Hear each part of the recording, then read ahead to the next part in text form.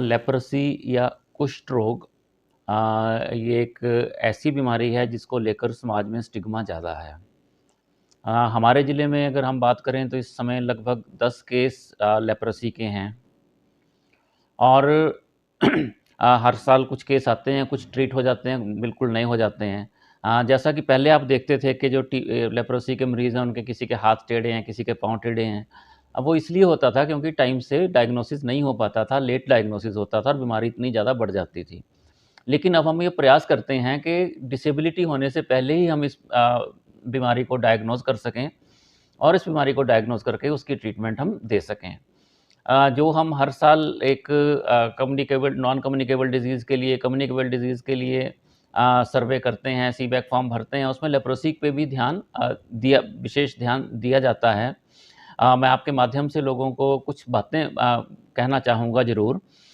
अगर कोई शरीर पे कोई सफ़ेद दाग है जिसमें दर्द नहीं है और अगर आपकी शरीर के कई सारे भाग सुन्न हो रहे हैं, टिंगलिंग हो रही है, नर्व्स पे प्रेशर पड़ रहा है, तो अपने नज़दीकी स्वास्थ्य केंद्र में जाके जाँच करवाएँ।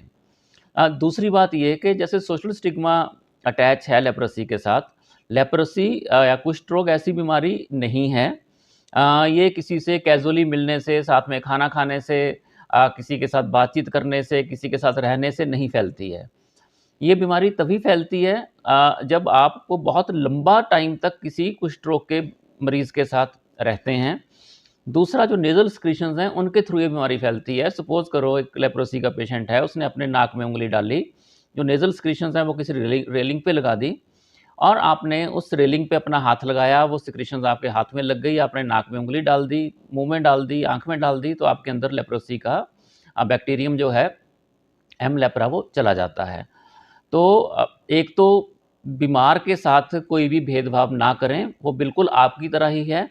वो ऐसे बीमारी नहीं फैलती जैसे पुराने में समझा जाता था कि नज़दीक से भी गुज़र गए तो बीमारी फैल जाएगी।